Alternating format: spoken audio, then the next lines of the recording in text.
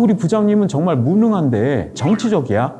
그 어렵게 들어간 공무원을 금방 놓치는 경우들 혹은 퇴사하는 경우들이 많거든요. 그건 원래부터. 안녕하세요. 노주선이라고 합니다. 관계도 능력. 당신의 관계 패턴은 무엇입니까?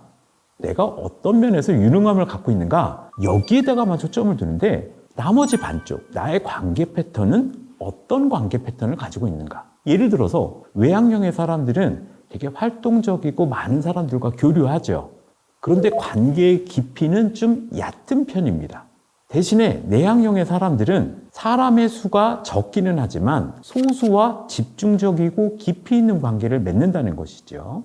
어떤 분들은 관계를 되게 중요하게 여기고 정서적 교류가 힘이 되는 경우들이 있습니다. 하지만 어떤 분들은 이 정서적 교류 자체가 되게 귀찮고 어떤 때는 혐오스럽기도 하고 나를 불편하게 하는 원인이 되기도 한다는 것이죠. 이런 여러분 스스로의 관계 능력에 대해서 정확하게 알고 계셔야 됩니다.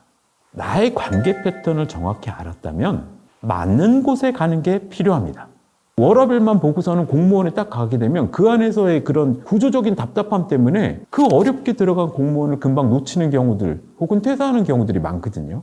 그건 원래부터 단추를 잘못 끼운 것입니다. 이 조직을 볼 때 어떤 일을 하느냐 이것도 중요하지만 여기는 어떤 분위기고 사람들끼리는 어떤가 이런 것들을 보고 나하고 관계 패턴도 맞을 것이냐 이것을 봐야 된다는 것이죠. 최소한의 예의만 지켜라. 어떤 분들은 관계가 불편하다 그래서 내가 창업을 하면 되겠지? 여러분 창업을 하게 되면요 고객한테 훨씬 더 비굴하게 대해야 됩니다. 혹은 관공서라던가 평상시에 내가 대하지 않았던 분들과 또 관계를 해야 된다는 것이죠. 관계 때문에 크게 문제가 생기지 않을 정도의 최소한의 예의. 대표적인 게 인사입니다. 안녕하십니까? 반갑습니다.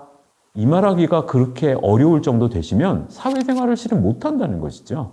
갈등을 피하면서 서로 기분 나쁘지 않게 하는 정도. 이런 정도는 모든 조직생활 혹은 사회생활의 기본이라는 것이죠. 기본을 안 할 수는 없다. 이런 점도 반드시 고려하셔야 됩니다. 회사는 일도 일이지만 반은 관계, 반은 업무 이렇게 생각하는 것이 필요하다는 것이죠.